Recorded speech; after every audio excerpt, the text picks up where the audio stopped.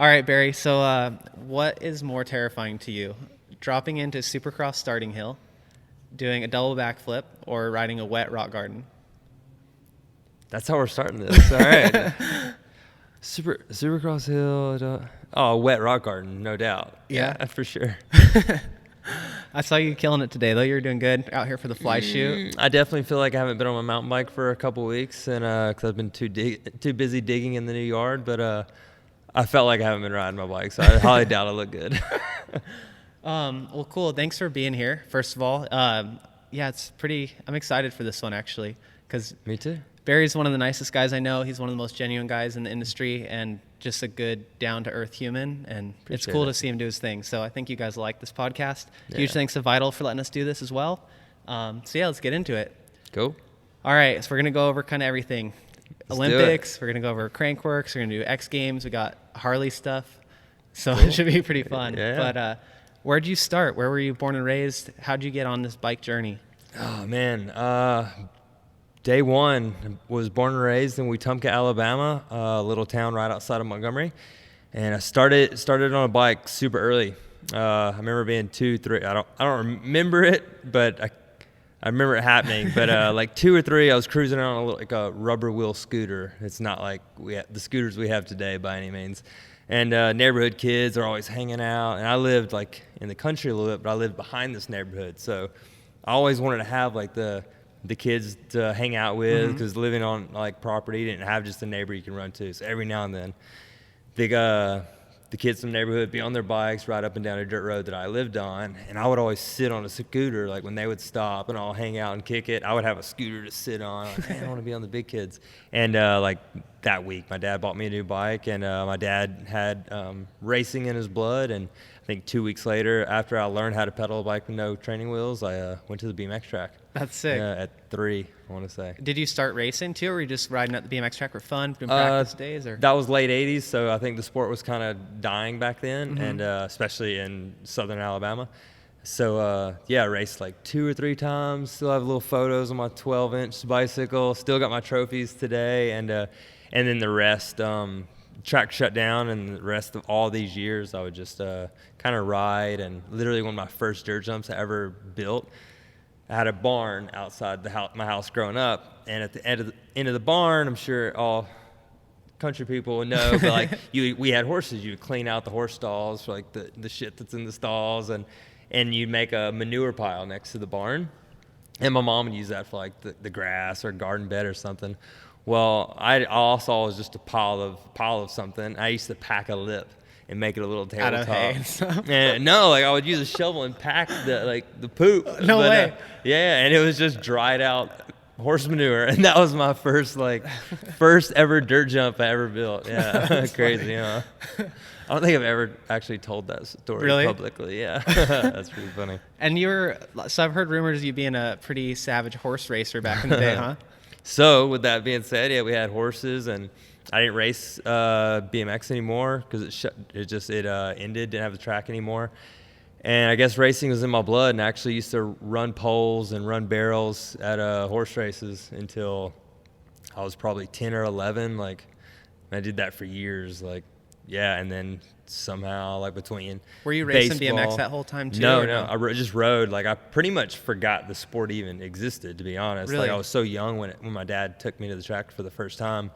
And then I always continued to ride. I just had this passion for riding bikes, I guess. It's funny, I look back now, and it's just kind of all I know is just riding 2 wheels. I remember literally going to Toys R Us for this freestyle BMX bike. I remember it like it was yesterday. It was like all chrome, and like I said, this is late 80s, early 90s, and that's the bike I wanted. I just wanted to jump, you know, and do tricks, and then at 10 or 11 is when I actually went to the track for the first time properly. Like, okay, there's a BMX race, and it was actually the state championships in Alabama, whatever that year was, and it was a mud fest. And I was like, Dad, I want to do this. And the next season I started. And did you have a goal in mind too, or is it just like you saw other kids in your school doing it? Or? No, there was no kids. I mean, and no one in your family rode either, right? No one on family rode. My dad had he was in the drag racing world a bit, and so yeah, that's Yeah, actually, I had nothing around me. I didn't watch some videos. I didn't know videos. I just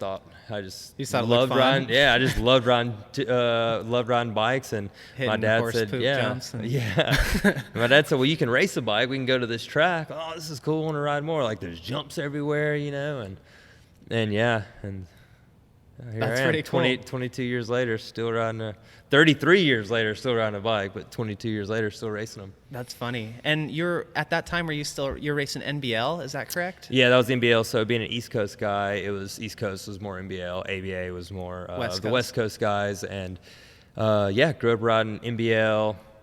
Had a hard amateur career. I've always been short, and just so I was always the little guy. Yeah. And like when I was 15, 16 is when I really started kind of coming out of my shell and just becoming fast and learning what a because you're a strong dude.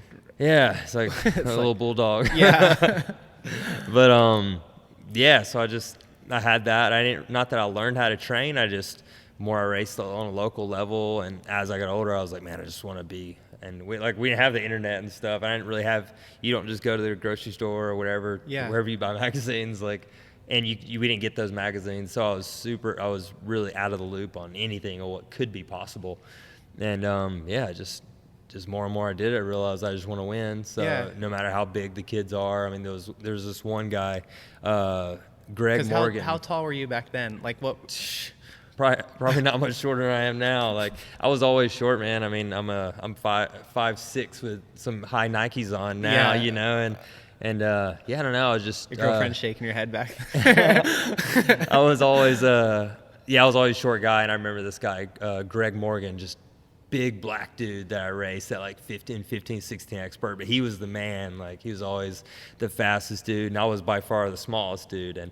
And it's funny, like my first race, the first time I ever beat him is when I was like, all right, cool, I'm on the right path, That's sick. Yeah. And when did you, you're doing all these races and having some success, and when did you start to realize, like, I might be able to make a career out of this? Or were you making money doing the NBL stuff? Or is this all amateur still? It was still amateur. Once I got 16, like the 16 and over open was always big in NBL.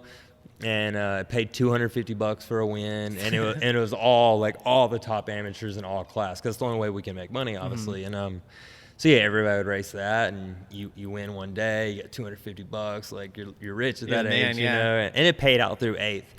But so that was like the start of the pro club. Like that's the class you start winning before you can. If you're winning that, semi-pro. Yeah, exactly. If you're winning that, you can turn pro, or you get in the A pro class, and.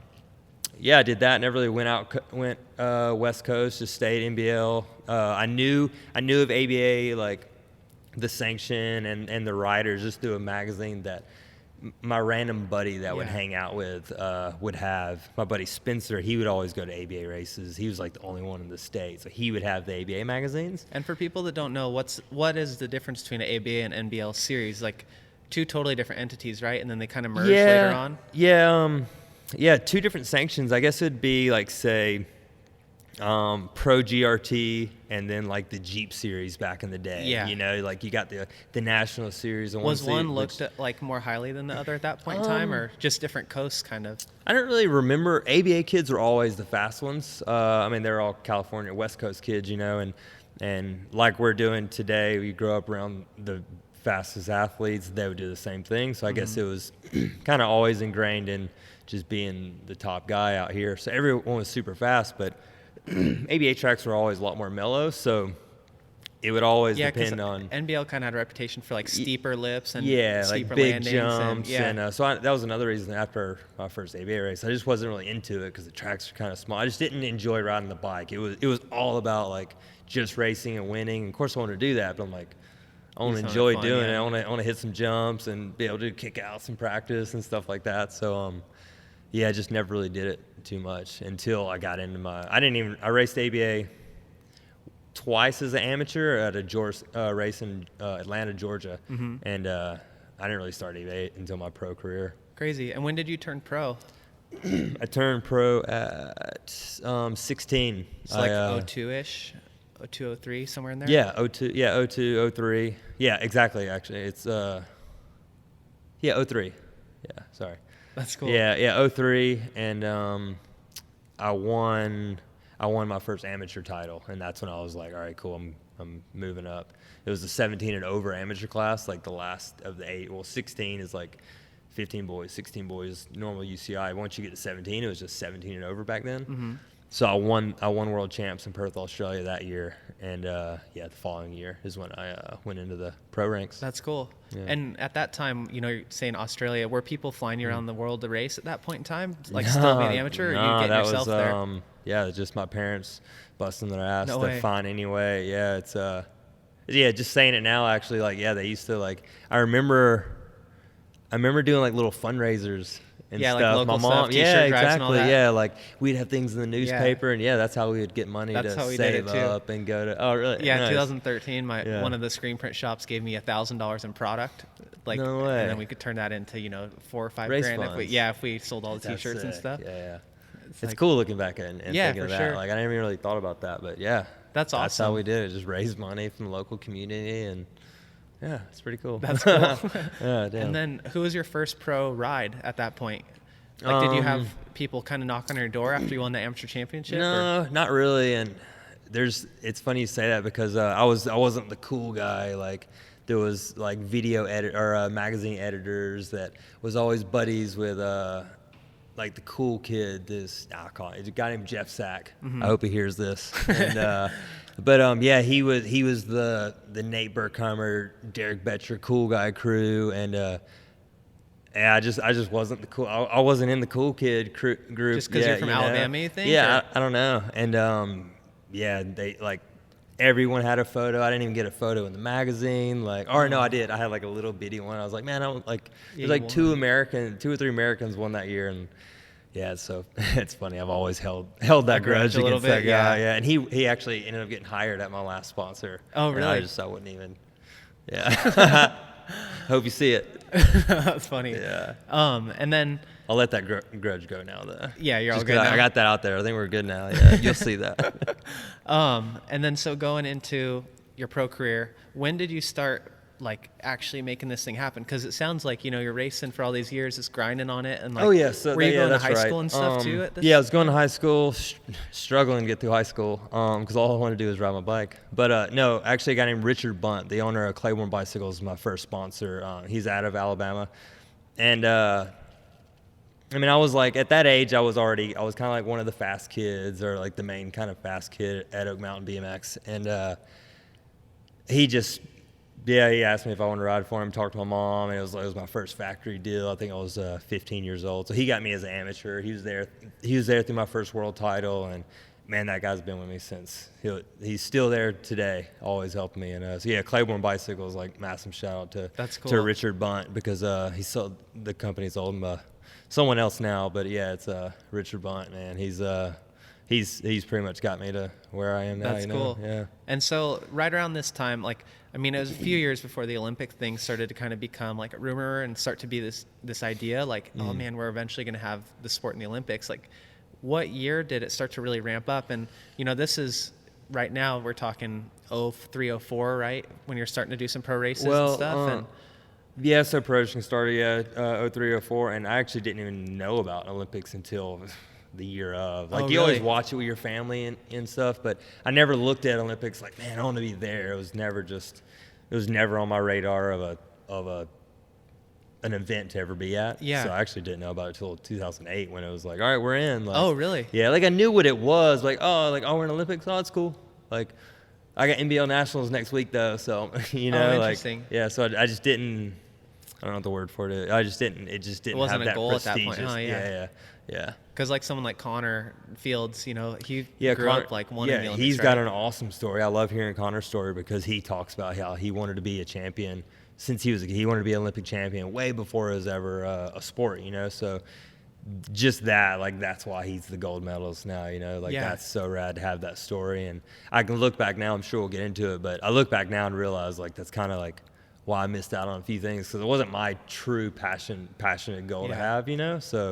So hearing Connor's story and knowing he won the last gold is pretty awesome, because that was a goal before he even knew it was even realistic. you know, so And for you, you're still I just didn't share focused, that. like when that's happening. Yeah, I Beijing just had stuff's I happening, had you're other things that I thought were we're cool. And I'm still like, by this point, I'm racing double A.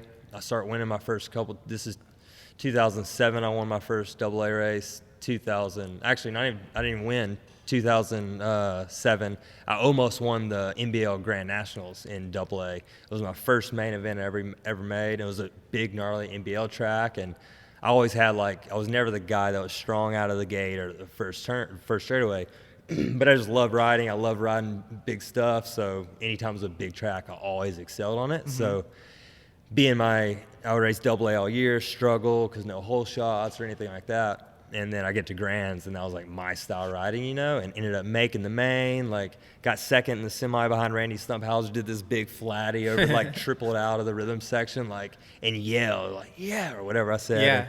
And I remember Randy turning around, looking, smiling. I was just stoked, dude, I just made my first Double A main. That's sick. And we go up for mains, and of course I get gate 8, and I'm on the far outside, but I'm as far outside or right next to Kyle Bennett. I'm like, cool, I'm just going to cruise in behind Kyle because I'm definitely not going to hole shot, but at least there's no one here to cut me off. And went into the turn in 6th and started picking dudes off, just passing them like they were standing still.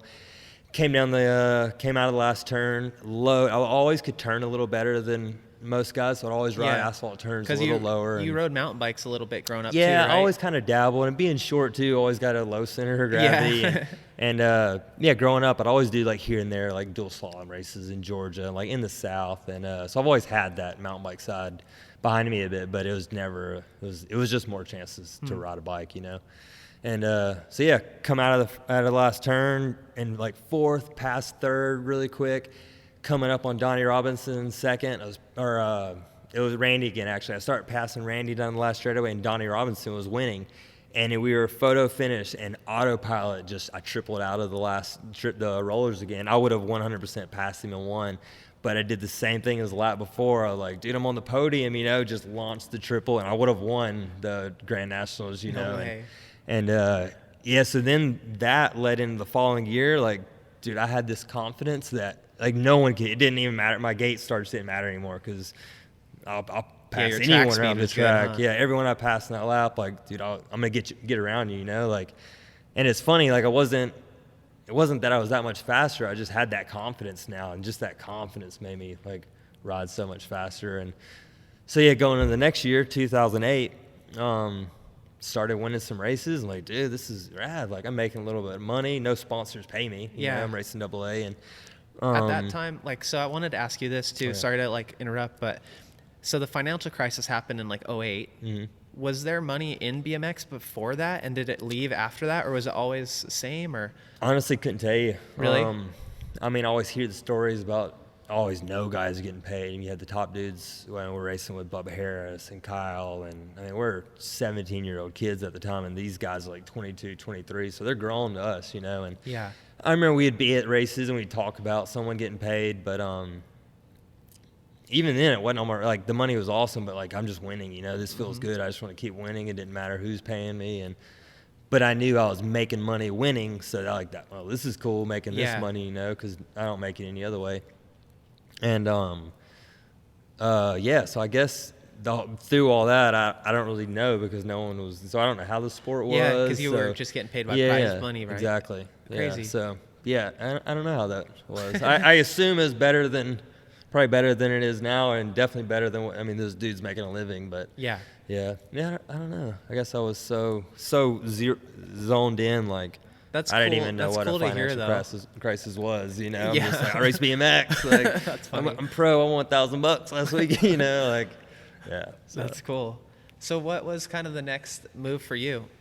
Oh, sorry, go for it. Are you good? Same year. This is actually when things got real, How so? Now I'm making a little bit of money. People are talking, and at the end of the day, like I said, I just rode my bike because I had a good time. I like riding big tracks, and now I'm starting to go to more ABA races because I'm a top pro. I need to be at all these races. I wasn't really enjoying it, but I'm like, it's rad winning though. It just feels good to win. And I forgot what race it was. I think it was New Mexico. I doubled. I won both days. Class and cruiser. and it was a good paying weekend. You know, I think I left that weekend with like over $3,000. And at the time, like, dude, like this is a lot of money. And someone mentioned, dude, you're like, you could be in the run for the title now. And literally up until that point, never even looked at like, oh, I need to win number one overall. You know, it was just like, well, I'm going to go race this race. If I win, that's awesome. And then we're going to go to the next race and just go on. So I was like, oh, dude, you're right. Like the title, the number one play, you know, and just saying that, I was pretty out of the loop I was always so one focused on just doing me.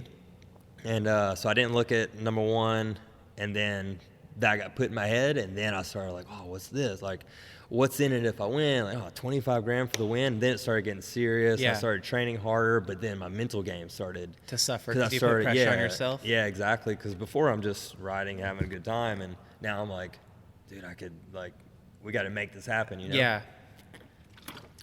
So yeah. Yeah, that's and then crazy. That kind of like won a few more races, but I would like choke on day one and be like, oh, whatever. Like I would be so pissed. Why do you think your mental game suffered at that point in time? Was it just confidence, or because you're still like fairly young, right? But I just put pressure on myself for some reason. Well, if I win again, like I could be up for this title. Now it's like the last race of the year at the time would be the Disney Cup. It was a 3-day race in Florida. And I'm like, dude, if I can win all 3 days, like I could have a chance of like being in the lead and not be at a tie, because it was almost a 4-way tie that year of Kalen Young, myself, David Herman, and Danny Calawag.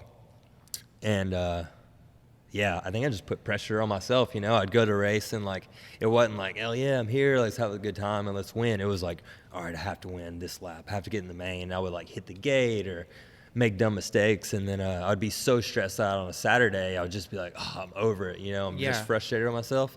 Sunday, I would just go and ride like, oh, whatever, with no expectations. I blew it the day before, and I would go and win the next day. You know, and yeah, and Could you like self-diagnose that at the time, or were you just struggling? I'm way more smarter about it now. I look back and I realize what I was doing, because now, I mean, we're 10 years later, so I understand it a little better. But those are like those little things I would go back and tell myself. And if I could go back. And did you have so at this point, now that you're like coming up for a title contention thing and all, like do you have sponsors around you and people helping you and supporting you, or are you still just buried? No. I mean, I had supporters, like, I mean, but no one was giving me, I think Fly Racing was the first one to give me a check. And then actually this guy Morphine Industries, this guy John Reeves out of Florida, we did like this helmet deal. He started this component company. He was the first one to ever pay me, actually.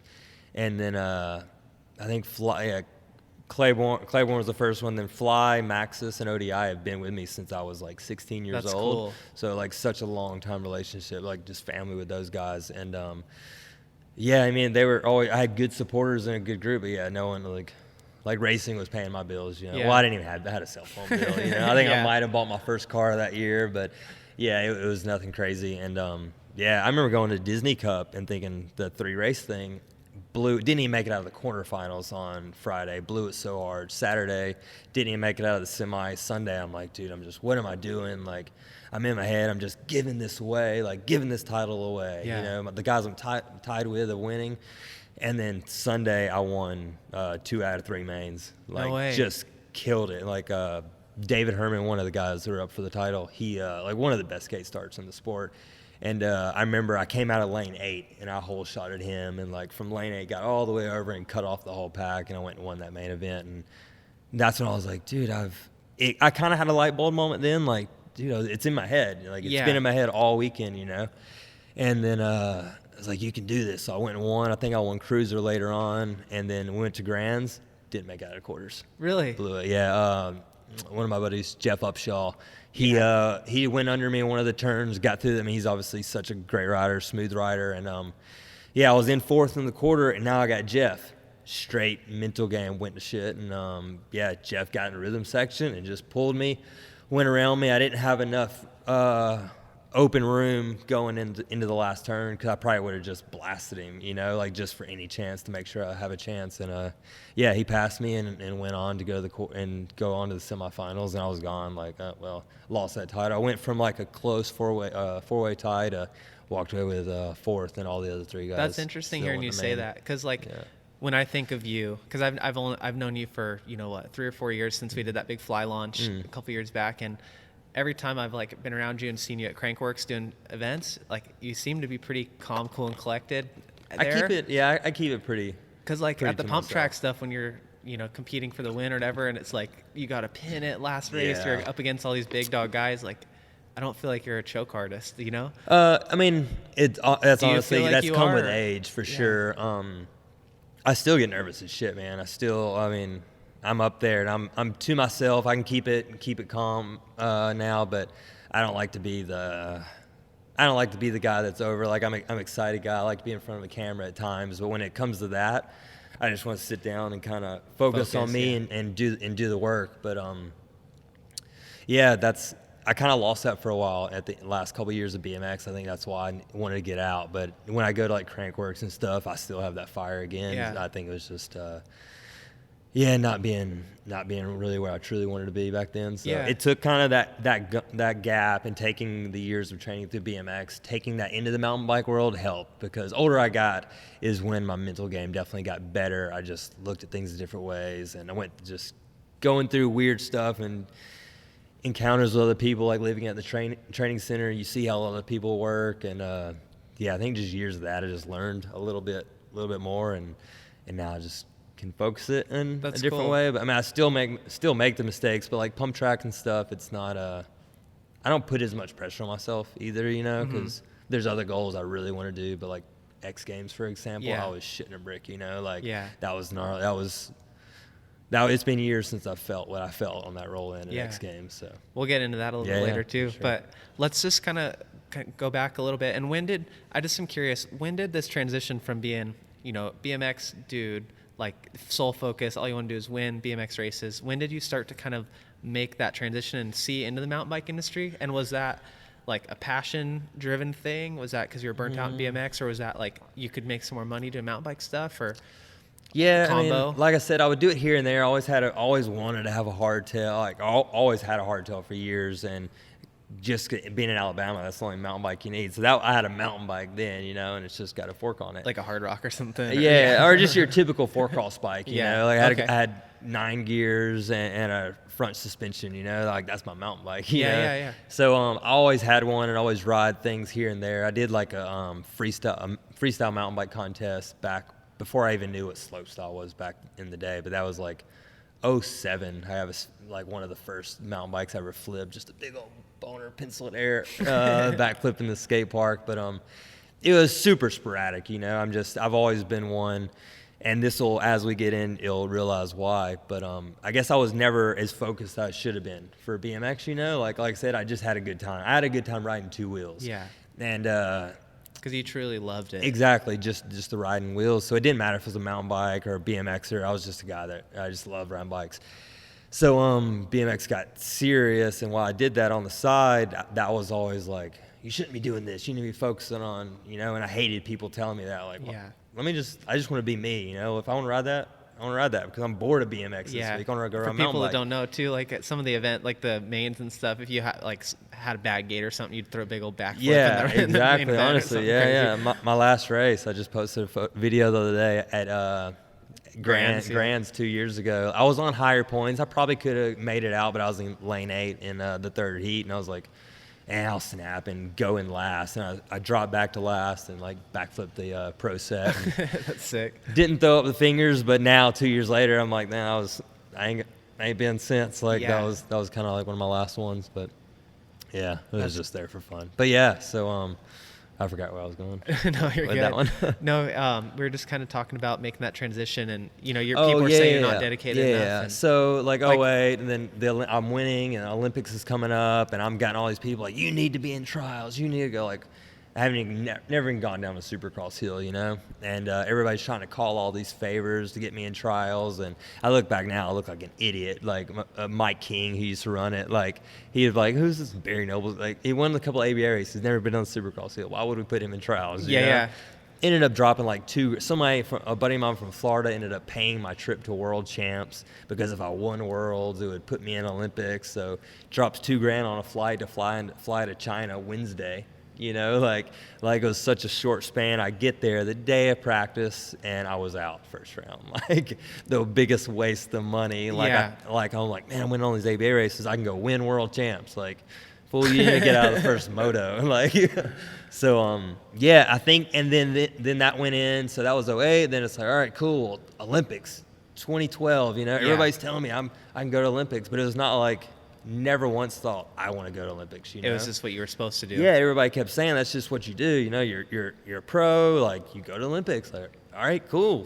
4 years I'm training to go to London, and awesome experiences from it. I was there for the testing of the Olympic track. But that was right. You know, testing the Olympic track, like London 2012 test event was one of the gnarliest BMX tracks. By far the best BMX track I've ever ridden, and then because it was gnarly, so many people complained, and they ended up leveling half the track and turning it into this real mellow thing that didn't flow very well. So didn't make London. That was like emotional time, but like it wasn't really, because I'm like, this isn't your goal. This is everyone else's goal, you know. So I think that's when I started like, all right, cool. I just did 4 years for this. Like I didn't really enjoy a lot of the racing. I mean, some of the events and testing tracks, I enjoyed that way more than being on the World Cup series for so long. And that's when 2012, 13, I think that's when I actually went to Whistler, 2012 or 13, one of them, and had an awesome weekend. Came away with a lot of money. I podiumed. Was that at a Crankworks event? Yeah, Whistler. Yeah, I went to Crankworks Whistler. Yeah. And and it was before the series, and I think I got a fourth in speed and style, second in dual slalom, I won pump track, and maybe one other. And those three podiums for that is like pays pretty good. Yeah. So I'm like, dude, like this is sick. But you know, the same way, like I had no pressure, went out there and killed it on pump track and won that and did good. But yeah, there's no pressure. Just went out there and had fun. And yeah. Was it fun, like for you, kind of coming into it and then doing the pump track day, and you see all the mountain bike guys like kind of ripping around the track, then you're like, I got this? Or did you think you had it going in? Or yeah, I mean, I had done a couple pump track races here and there, so it wasn't like it was the first time. I mean, I'd only ridden a pump track a few times, but I was naturally stronger than the mountain bike guys, you know, like a BMX athlete. Just because your training's different. Exactly, like a BMX athlete, and that's why BMXers always do so well at pump track events, because we're strong, so we have power and pumping between each feature. Like through a turn, we can pump harder through, and not to take anything away from the mountain bike world, but it's just our natural, like, we can sprint as hard as we can for 30, 40 seconds, but you're going to smoke me in a 10-minute race, you know, like, and we just don't have that endurance. So, yeah, and it was like a super easy. I could turn decently well as well, so that definitely helped me compared to a lot of BMXers. And yeah, it was pretty stock, drop in, straight, 180, and almost a straight back. So I was just killing my strength, you know. And now fast forward, every Whistler is always pretty straight nowadays, you know. So I mean, there's a BMXer that wins it every year, and it's just, I think it's just the fact that we're just a little stronger, and but a lot, if you can't turn, then that's when you know there's a couple World Cup guys that are at Rotorua like 2 years ago, two French dudes, like they're massive, like two big dudes, and they were so fast, but they couldn't turn at all. So it was like, I mean, it's rad having you guys out there, but like that's like you're being the BMXer that the mountain bike guys make fun of. You just can't turn. So so I was happy to be able to turn at least. I was comfortable with just ripping a little small tight turn, but I still not that good when I'm riding a trail. But yeah. I actually want to ask you a question. Spomer actually kind of wanted me to ask you this too. So talking about training, first I want to know, like, what were you kind of lifting like back in those days when you're peak BMX days? Like, what kind of weight numbers are you throwing around to be competitive in that zone? And then second, Spomer wanted me to ask you about PED use, so performance enhancing drugs. Okay. Like, were there those present in BMX before the Olympics were a thing, or were they present after, or has there any, because I've always heard rumors about that stuff. I mean, I know a lot of the downhill right? guys, we get tested, but that didn't really come in play until Olympics. So I would imagine it's like cleaned up way more, but over the years, I mean, I've been in BMX for a long time, you know, so I've traveled with a lot of like guys I look up to and guys who currently, so dude, the amount of times I've heard about it, like heard this dude Salson, like, I mean, there was a guy that I was up for the title against, and we trained together, and I knew it, you know, and it was, yeah, and I was like, well, I'm not, like, I didn't really know even that was a thing, you know, I didn't know what it did, and I was so kind of out of the loop, I just didn't know about so much stuff, and like, and I look back now, I'm like, damn it, like, that's why I was busting my ass, you know, but they just had that upper hand. You just hear stories over the years, and whether they're true or not, but it is what it is. I mean, if people get away with it, then they end up getting away with it. Yeah, but, totally. Yeah, it's wild. I mean, it's same thing in every sport, you know, like things progress. So some people have money to help them get away with things. But I mean, because like for people that don't know, like mountain biking training is completely different. And then when you're doing the BMX stuff back in the day, like you guys are just squat and deadlift all day long, pretty much, huh? Push pull. Yeah, pretty much. I mean, those years I was winning, I didn't have a trainer. I was like, well, my legs work in this direction, so let's work them in that direction, you know. And yeah, I was squatting in the 400s for a while there, and I don't even think that's like some of the dudes. I mean, maybe because I'm short, I just can't do it. But some dudes can lift some crazy weight, really? You know, like. I mean, guys who were like way more focused now. Like I said, I can look back now and realize like that wasn't my main passion. So like, but you see the guys that like the Connor, you know, like Connor is strong, and that's only focus he has is being fast with his BMX, you know, and they lift so much. Like all of them are such strong athletes, you that's know. Crazy. And I knew I would lift heavy, but in my world, like it wasn't that much, you know. Like so and so lifts more and this and that, but I still know my skinny jeans can't fit my legs, you know. Like, well, I guess this isn't normal, but that's funny. Yeah, definitely not that. I'm losing that mass, which is awesome. Yeah, that's kind of one fit in thing. Pants now. That's one thing I was curious too, because like you know when you're starting to get a little bit burnt out on BMX stuff, and you're starting to find some success doing the Crankworks thing, like. When do you start to be like, oh man, I should probably start training for this mountain bike stuff? Or did you ever really make that switch fully? Because you know, you said your last BMX race was 2 years ago. But yeah, my last BMX race was 2016 Olympic trials. Got second in that, and went to France 2 days later. You know, for a Leger, first Leger, and I would say weeks before that, because when the Olympic trials first started for 2016, like I was on the whole World Cup series, trying to go to Rio. Just fighting it, knowing like I don't truly want to go to Rio, you know, like that's cool because everyone tells me that like that's what you do in BMX, you know. I knew deep down, especially once I got out of it, that wasn't I didn't want to go to Olympics for myself. Like that's not a childhood goal. Like yeah, it's cool, whatever. So I wasn't even picked for the trials team. So I was like, cool, I got Crankwork coming up. So I was putting in work for speed and style. I've always had a passion for freestyle. And speed and style was like the perfect discipline to fit my personality and who I really wanted to be. And I didn't want to be that racer who just gets in and just does a couple tricks. I want to be the racer that came in that the slope style guys or the dare jump guys could respect. It was like, man, he's a racer, and he put in the work to learn those tricks, gnarly tricks. Not just throw one-handers and toboggans. Exactly. Yeah, exactly. And I mean, there's good reason because of that. There's people that aren't doing that stuff anymore, which is awesome. But it gets small, but. Yeah, I just wanted to be a freestyle. I knew I always wanted to be a freestyle guy, so I was like, man, this is my chance. Like, I'm a fast racer. I can do tricks. Like, cool, let's do that. So, yeah, I started putting in work for that on the full time on the hardtail to just get used to the bigger bike. And this was probably 2 or 3 weeks before trials. And like I said, they said I wasn't going. A lot of politics involved, and I was kind of like, that's kind of messed up. You didn't put me in trials. Everyone knows. I'm a top 8 guy that should be in the 8 guys that get a chance to go for one spot at Olympics. Yeah.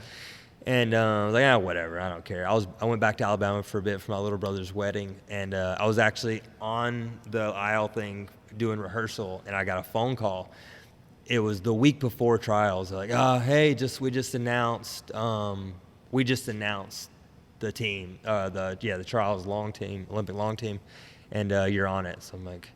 And I was almost pissed, you know, like I knew I should have been on it. But, dude, I've been back in Alabama for a week, and a buddy of mine sent me a text during it. That's actually how I knew it first. In the rehearsal, a buddy of mine sends me a text pretty much saying how I didn't deserve it. Like, you know for a fact that's true because his rider didn't get on it. And, and I lost my shit, honestly. As soon as that was done, I called him, and we had a little of a bitch out, Derek Betcher. And So we kind of like went at it, and like I explained my side, like, dude, you're looking at it from a sponsor side. Like, your rider is fast, but he can't compete on this level. I know I can put in the work because this is my style racing, these big tracks, you know, like I'm going to put it, I might not win these races here or there anymore, but I'm going to kill it on this track. Yeah. And so his guy didn't get in on it. He's like, oh, I understand it. Well, cool. Got a flight back to California a couple days later. Got back on the BMX for Olympic trials. Ended up making it into the final, which cut down to the final 4 dudes. Ended up getting second right behind Corbin Sherraw. And honestly, that was a win to me. You know, I knew I didn't need to go to Olympics. Corbin deserved to go to Olympics way more than I did. And with Olympic trials, like, so they have like what, 4 slots for 3 slots. 3 slots. Yeah. So they have 2 pre-selected, and then for someone who wins they out have, of the trials. They have the one who was leading the World Cup points for just the Americans. Whoever had the top, UCI points, leading into trials. That was the first choice, and then there was a coach's pick, and then there was the trials winner. I think those might have been reversed one of the years. I don't remember, but whoever wins trials, you know who the coach's pick is going to be. So.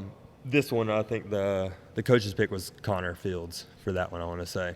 And, got second behind Corbin Sherraw, who won, who was so deserving, way more deserving than me to go. So I was like, that was kind of a win, you know? Like, dude, I just laid it down. Everyone thought I didn't deserve to be here. I had some of the competitors talking shit. Like, dude, I'm gonna like, this is my track, you know? Like, the Chula Vista Rio replica track was like, I just knew I killed it on that style. So, I got second. I was like, cool, I proved my point. Like, kind of like started piecing out then. Like, I didn't really plan to, but I had Leger coming up. So I went straight home, got back on the hardtail, getting ready for Crankworks. And that was probably the start of me kind of piecing out of it, you know. And then I was training as a mountain biker for more freestyle stuff, but I knew what I excelled in mountain biking always was because of my BMX background. So really, I just kept doing my BMX training. I still to this day, I do all my BMX training now, and I don't really care to be an enduro guy. I don't care to be a downhill guy. I love riding those disciplines. Mm-hmm. I love riding downhill, but I have such ingrained like a way of racing for me. Like, I did a few enduro races. I did national champs a couple years ago just for the training. I saw you at Mammoth one time. Yeah, and I couldn't balance between like BMX going 100% all the way to the finish line, like still hitting everything perfect, to having to slow down for a rock garden or set up for turns a little better. And I would either go way too fast and blow it, or I would just be way too paced and at a good pace and like hit all my lines and never make mistakes, but I'm like way behind. Yeah. You know, so I'm like, I couldn't find that happy medium, and back to my personality, I was like, this isn't what I wanted. Like, I'm trying to be this mountain biker now, but was that because sponsors were pushing you that way too now, or? No, I wouldn't say it was because sponsors pushing me, but there was a transition period where I was kind of like too scared to say, hey, fly racing, I don't want to race BMX anymore. I want to be a mountain bike guy. Yeah, because your identity was BMX. Exactly. So I was really scared to make that commitment for sponsors. You know, like Max is the same way. I mean, everybody at the time, I was scared to go to them and say, hey, I don't really want to do this anymore. And I guess I just slowly I tried to, like, I'm gonna do enduro for a little bit, almost like maybe I was like trying to fool myself into what I wanted to be, you know, like I'm just gonna ride mountain bikes. But at the end of the day, I knew what I wanted. I wanted to be doing like some freestyle stuff, but like BMX dirt jumping is kind of dying off compared to. It definitely wasn't what it was when I grew up loving it and idolizing those guys. So I think I was just super unsure on what I knew what I wanted to do, but I didn't have the confidence to let go and just, like, you know what, these longtime supporters will stay with me. So, I went through a few years of that limbo of, like, I'm just going to ride. And those other things kind of in my ear at the time that just didn't give me confidence to what I wanted to really do. So, it was just this weird limbo for a while. That's crazy. When did you start to find, like, you're talking about your true passion, what you've always wanted to do? When did you start to, like, be real with yourself and figure out what that is? Because, I saw you doing some X Games stuff recently. Yeah. Honestly, all the work I was putting in for Crankworks, speed and style, really, I would love to be on the slope style level. I think this stuff is insane. I've always been my true, like, discipline I've always wanted to be a pro at was BMX dirt jumping. So I love the freestyle side of it. I always like loved like jumping on trampolines, the gymnastics side, and I kind of like kick myself now. I wish I would have taken like gymnastics as a kid. Like I would love to put my little boy in gymnastics because I think I could feel like I could have developed so much more as an athlete having that background. Like Elise Post, or Elise Willoughby in BMX is a prime example. She's such a beast and just a awesome all around athlete. So yeah, I always had that side, and I'm like, well, I'm putting all this work in on the hardtail for Crankworks. I'm getting older. I don't really want to invest the time into being in Europe and trying to get on the slopestyle scene. I was living in Southern California at the time, and honestly, there wasn't that much stuff at my fingertips where for like big style riding. We had BMX dirt jumps, but nothing, no like wooden lip, 30-foot doubles like Crankworks events have. So it was really hard to see that as a realistic goal because I couldn't train because I wanted to train for it, and I wanted to train for it properly, like more than I ever did in my BMX days. You know, I found myself just breaking things down more, and I was like, this is what I really want to do. But and you're already approaching 30 at this point too, exactly, right? Yeah, exactly. And I was like, dude, I'm not willing to put in that time to go to Europe and do all these contests. Maybe I can get a wild card spot somewhere, you know. And so as that goes, and like I said, I wanted to be a guy who was recognized like he's a racer because I still love the racer side. I'll always be a racer, but you know, I'm a racer that put in the work to learn the tricks. You know, I wanted to be recognized as that. And as I was putting in, I'm learning stuff. And 2000, what are we in? 2018, yeah, toward after Whistler. Whistler, I did my first double backflip to dirt. Yeah. And in qualifying a speed and style, I did it on my airbags for a while, and I did them on the Nitro Circus ramp airbag, and I never did it to dirt. And I went to the AirX Center every single day before Whistler in 2018. Yeah, up on Blackcomb. Yeah, exactly. And no, AirX Center down like out near Kamloops. Okay. That's where it was. And yeah, this little privately owned, athlete owned. A lot of the Canada dudes will know, but yeah, amazing facility. It's a rider-owned thing, and it's awesome what he's got for the kids. I don't know how big the scene is, but the fact that he's doing it is awesome. So I spent every day there on their dirt jumps and their airbag, and I was like done all these double flips, and I'm doing it at Whistler. You know, I'm gonna debut my double flip there. And I did it in a qualifying, which not a lot of people see, but it made me qualify really well. I kind of blew both feet off, and it was the worst jump to be doing double flips on, real flat landing and just real awkward. But I was just determined. I'm doing that. Whether I go out first round or I win everything, you know, like I'm going here. I'm landing the double flip, and that's all I want from the weekend. So landed that in qualifying. Got in, I think it was the first round. I was against Sam Reynolds, and first round of the broadcast. And I was like, well, got to pull it out now. And just I didn't have enough muscle memory in that trick. And then I'm battling nervous a little bit. Yeah, I'm nervous. I'm battling bar to bar, and then you got to crank two flips, you know. So first one I just yanked and pretty much just opened up. Like I just didn't stay in a ball, and I was too opened up, and I just didn't. The second one didn't come around, nose case, or I landed like heavy on my front end and just took it to the ribs. Like it was hard. Like I just cracked my helmet, all this, and probably shouldn't have even gone up the next one. Went back up, did it again. And yeah, same thing, bar to bar, yanked it, exact same crash. No way. Ribs, ended up breaking 2 ribs that weekend. And that was like the first event. So I had to go through pump track. The rest of the whole weekend was done.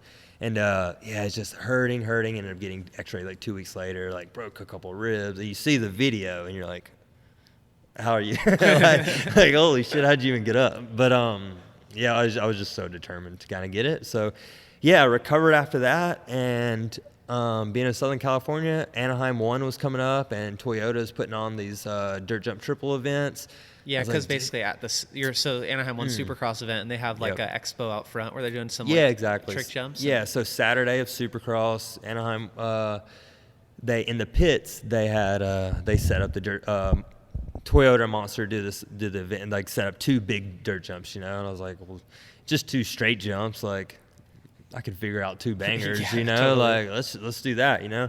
So I started putting work in for that, and like 3 weeks before I broke my leg in my backyard. My buddy Jack was over, and we were having a good session, and 30, 45 minutes in, I kind of already went through my trick list. Like I just went tick this, and it was like boom, boom, boom, just a killer session.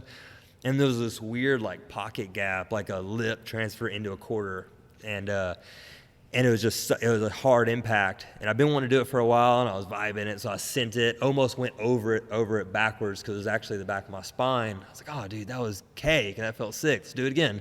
So I yanked back on it and came in hot, and then going through the tranny with just so much speed, looped out and put my foot down, snapped my leg, dislocated my ankle.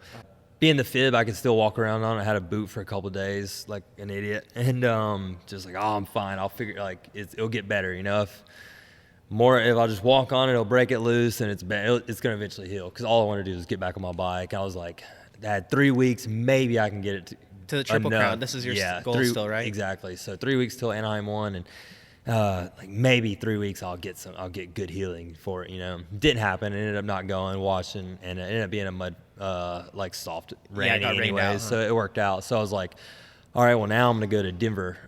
Denver, Colorado Supercross is the next dirt event. They had like a street style event, then it was back to dirt. So I'm like, all right, cool. I'm going to focus on that. And I went to Rotorua.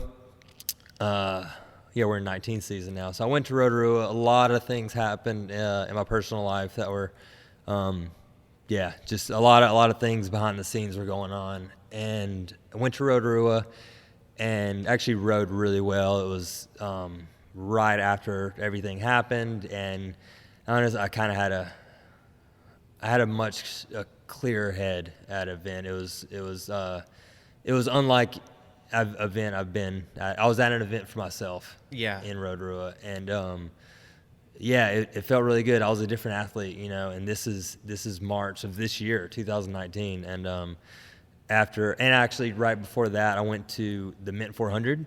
It's a desert race out in Nevada, and they haven't had motorcycles since the 70s. They bring motorcycles back in. I've rewinded a bit, and there's like, hey, we're bringing motorcycles back in the Mint 400. We want to do a Harley class. I'm racing a lot of flat track at the time. And and you've been riding for Harley for a couple of years now at this point too, right? Not riding for Harley. They're just working with they're them. just awesome guys. Yeah, I work with them on a few projects, and I went on a trip with them, and so.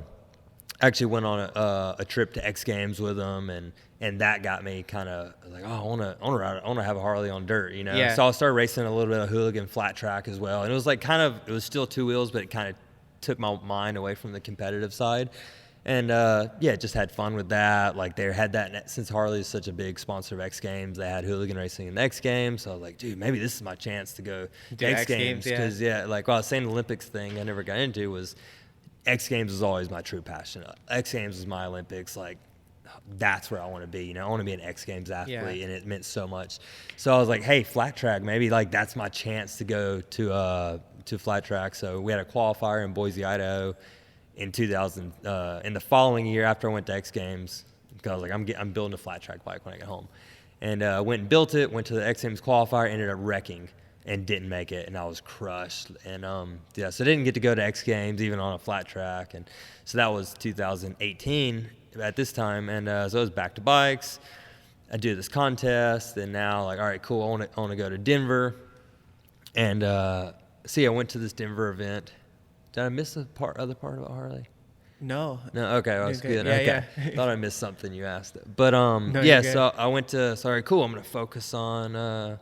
The Mint 400. I'm sorry. Oh, yeah, the Mint 400. So they're like, oh, we're going to do this Mint 400. I'll rush through this. And so I was like, and I'm real hands-on. I like building, like, not crazy custom Harleys, but I just working my hands. My dad's a machinist, so I like being in the shop and just creating. And so I'd always I like building Harleys. That's my thing, two wheels. You know, I've never been a car guy, but I'm a motorcycle guy. And so dude, I have this bike for a project. I wanted to backflip a Harley, and just things got in the way, and it'll still happen. But I found out someone, an Australian guy, did it, so I wouldn't be the first. So I was like, I'll flip, when the moment's right, I'll get a chance to backflip a Harley. So I built this bike. It looks like a dirt bike. It's a little Sportster, and I was like, well, I got this project I'm working on. I'll finish that bike, and if I can build a bike that survives the Mint, like, dude, that'd be sick. Like, I'm not a desert racer. I ride motor every now and then, but I don't race it. And like, hell yeah, I'll go race this desert race I know nothing about, you know. And There was just a few of us there was like 2 or 3 involved at the time, and then word got out, there's like 7 of us. I ended up winning the race. That's sick. Winning, it was 180, 160 miles through the desert on a Harley Davidson. Worst decision I've ever made. Like, it was sick. Like, I won. It was cool. Everybody talked about it. Like, who the hell's this Barry Nobles guy riding Harleys? So yeah, it was like, oh, that's cool. I had the worst tendonitis afterwards from clutching all day, and my bike's jacked up, so I can't touch the ground very well. So I'll be in a sand section and drop. And the race was 6 hours. 6 hours and 22 minutes was my winning time through the desert. It was by far the gnarliest thing I've ever done. And yeah, there was like sand in my forearm going to Rotorua. So a couple days later, I'd go to Rotorua, and under my jersey, I had like little pieces of wood pressed on the ligament, and I taped them to my arm. No way, trying like to break popsicle it. sticks or something. And like trying to like keep pressure to ride. And yeah, so going through all my personal stuff, I've been working on my tricks. Now I'm in Rotorua. I'm dealing with this, but it's fine. And I had to redeem myself from Whistler. I needed to double backflip this, and ended up stomped a perfect double flip in qualifying. Like, cool. All right, now I got to start stomping in racing. I qualified like second, so I had a couple buys. And by the broadcast, and I was against another dude that had some good tricks. So first lap, I'm bringing out the double flip. And I was like, flip Superman, first jump, and I double flipped the bottom one. Perfect. Missed the flag because I just landed deep on the double flip. Yeah. I'm like, dude, I just got DQ'd, Crankworks for some reason doesn't even really do the differentials. It's like a 10-second differential. Like, well, you're not beating that unless someone wins or someone crashes. So went back, did it again. Guy was right beside me, did another double flip. And it was almost absolutely like one of the best ones I've done. I was just calm, like spot, and like it was good. And I was like, man, I'm getting these really good. So now, all right, I'm gonna get home, back to BMX. I need to learn another banger. We're going to Denver Supercross for the dirt jump event, and ended up qualifying third. Just underflip, first jump, double flip, the second jump, qualified me third. Like, oh yeah, this is sick. And then second day, same run, underflip, T-bog, and then the double flip, because I didn't have that many bangers, and it was a weird jump. I don't really get to ride jumps that big out here in California, so I just like little underflip. How'd you start learning all these tricks? I actually had a pretty cool backyard in Menifee, California, that had 2 quarter pipes and like a resi ramp, and it was only like a 6 foot. Like, you have BMX friends and stuff that help you kind of walk through it, or are you just studying footage, or here and there? Andy Buckworth and Ben Wallace would ride at the house a lot. Andy was never the best about helping really teach. He's just he's a 28-year-old child, and we all love you, Andy. And but Ben Wallace and I have got super close. Like, he's like, I could say he's like a brother to me. And yeah, he's been there to help me, and we're technically gonna compete against each other soon if all these other goals go right. And he was always so helpful. He's such an awesome guy, and he's such a true friend. And yeah, he just we had killer sessions back, but it was like a little 6-foot box. So yeah, but you're learning and double flips. I'm learning double flips and like flip whips and all this stuff like just because I want to do it, And yeah, but on that little 6-foot jumps, I always rode the yard on the BMX. I just don't really like riding like quarter pipes on the hardtail. Yeah. So yeah, I ended up going to Denver, qualified really good, ended up like 5th or 6th in the contest, which is huge for me. Like, I just got a top 10 or whatever, my first pro dirt comp, made a little money. Like, dude, that's sick. So my relationship with Harley, with X Games, and I was like, hey, what do we got to do? And then everybody starts talking, and one guy, I'm kicking myself for not remembering his name. There was a guy at X Games, like one of the high ups, that he kind of knew my story, knew a little bit about me, and just gave me a chance. And he's like, yep, he earned. I mean, I rode really well in Denver, and yeah, he's like, we'd love to have Barry. We want to invite him, and I got my first invite to X Games, and it was weird too, man, because there's so many people that obviously want to be there, just like Olympics, But if I had this chance, Olympics, I could have even had like. If I made Olympics, I probably would have felt bad and known, like, man, I almost just want to give my spot to Corbin Straw, if that were to happen in trials. Because it's a bigger goal for him than you? Yeah, exactly. And but this, I was like, I didn't care what people, like, I don't care who, like, there's so many people that have been putting in the years, but dude, I've wanted this goal since I was a child, you know. Yeah. I don't care since, I mean, X Games started in 95 and I've been watching it since the very first one. And What was it like getting the news that you got accepted? oh, dude, I went over to my girlfriend at the time, and I was down in the garage, and I went up, and I went and told her, looked at her, and I was like a ghost. And I was like, get somebody choked up. Damn. Whew. But yeah, I was like, Dave, I got the email. Yeah. Like, yeah. It's crazy to think that, like, with everything that you've done in your career and how much crazy stuff you've been a part of, like, that moment is that big, you know? That was, yeah, by far. I think it's cool. It's like nothing will beat that. Yeah. And it didn't matter. Like, I knew I would earn my spot there. And those guys that obviously, like, didn't agree with me being there. I was in the first group of invites as well, the first 12 guys. So, I kept it to myself for months. Like, I got the invite like right after the Denver contest, and X Games went until August, and I think that was May when that contest, April or May, and so I couldn't tell anyone for a while. I told my buddy Ben, he was the only one besides like family. Yeah. And I was just doing the work behind the scenes, knowing people would think I don't deserve to do it, and I knew there was so many people that were also deserving, but I knew I was putting in the work for it, so Yeah. I'm like, I didn't really care. Like, I'm going to go and... Like, you didn't feel bad because you knew you were going to I step didn't up to feel the bad plate. because I'm going to step up to the plate, and I need more than just a couple bangers. I need 5 bangers because I knew the course, and they took the quarter pipe out this year, so I knew it was like way more my style, you know. Yeah. Like, no quarter pipe. There's a couple hips. There's a shark fin. Like, dude, this, like, it's my year to be at X Games, you know. And yeah, then it was the first time in my career nothing else mattered, you know. Like, that is my only focus. And right in the middle of that, I had like opportunity of a lifetime, another opportunity. It was like, ever since this big moment, like this big personal thing happened, like I was doing things for myself again, and it was just like, oh, it'll work out. Like, I had a good, out of nowhere, I had this other support around me that she's been there since day one, and it was like so unexpected. It just kind of happened, and my current girlfriend Kelsey, she's been like, yeah, it was just, I instantly had this just like this bubble of like love and support and positivity, and just, it was helping me build confidence. And yeah, and right after X Games, I get this opportunity. We're looking at places in Marietta, Temecula area in California, and everything in my price range was like, I don't want to do it. Like, I can't have this or can't have this. And we're on Zillow, and are you just trying to find a house at this point, or trying to find I'm just trying to find a house. Or? I want to be able to build my own stuff again. I want to be able to expand from what I used to have, and yeah, nothing was just sinking in, you know. I mean, in California, it's hard to live, you know, and I was gonna have to bust my ass to make it happen. But I just had these gut feelings. One of my best friends, Jason, moved to Boise. So after Colorado, we actually detoured to Boise. I'm gonna look out some properties there.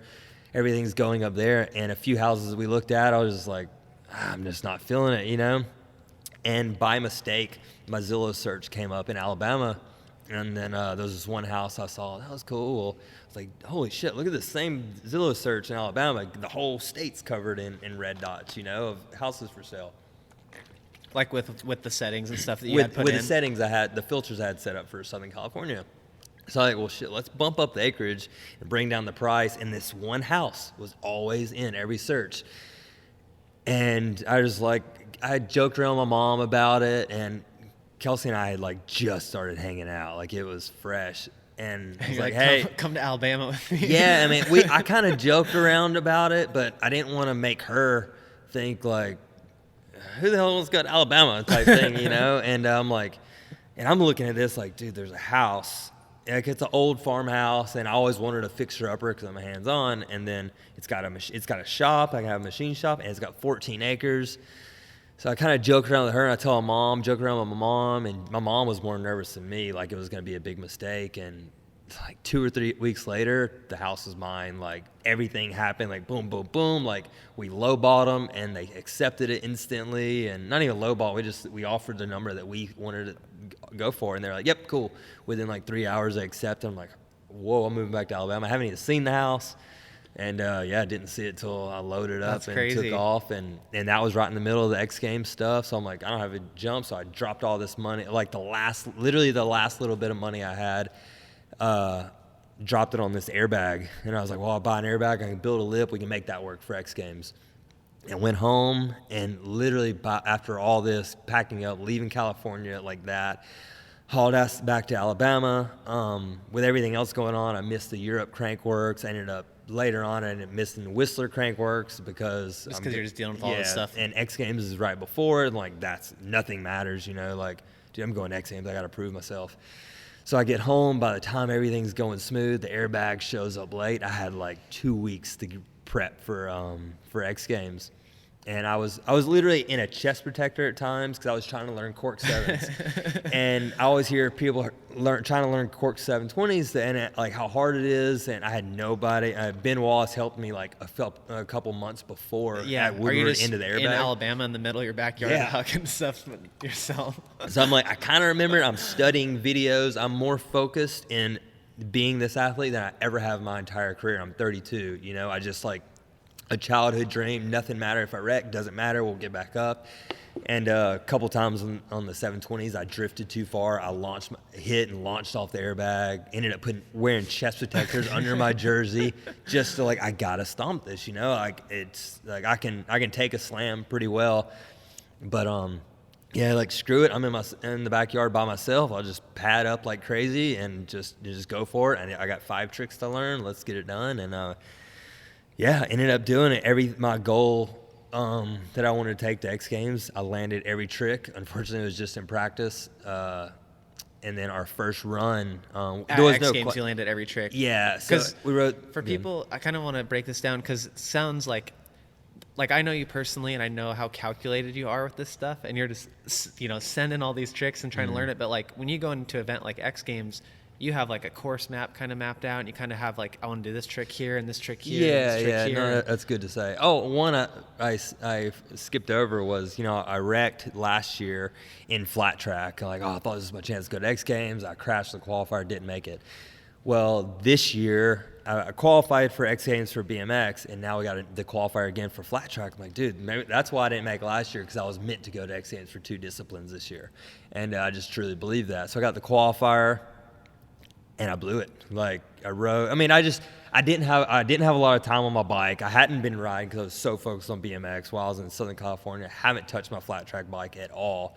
And then we got a qualifier. Like, well, all right, cool, let's get it. And I just didn't ride good. I missed the first round by 1 spot. Went to the LCQ, battled with this 50-year-old dude, like just old legend flat track guy, and he ended up just out experienced me, and he won, went to X Games. I was like, dude, I didn't get to go. Well, a few weeks, I qualified really good at the qualifier. Like, and we did like just a time trial for seating. And since I qualified well, I was actually 48 hooligan riders went for the flat track to X Games. I qualified after everybody qualified and where my qualifying sat me, I was 49th. So I got a call, someone backed out, and like, hey, just want to let you know, someone backed out, you're going X Games. So I'm like, what? Like, okay, it was still like what I truly knew was meant to be, like, is still happening, like, cool, I am going. It was like super last minute for us, like, hey, we're taking the flat track bike now, we're going for both. And I'm still in California at the time.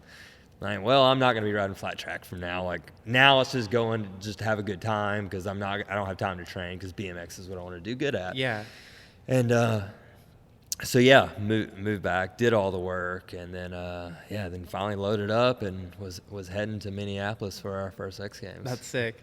So I want to get back kind of to preparation on that. Like, what does it look like you? Shit, no, I'm sorry. No, it's good. But what does it look like for you going into the X Games event? Like, you're working on these tricks and you know kind of what you want to have beforehand. Like, when does a course map come out? Yeah, so the course map came out back, and since I was in the first set of the invites, I got access into the X Games database, whatever, for the athletes. And I saw the map and had that thing printed out instantly. I had it I knew my tricks within.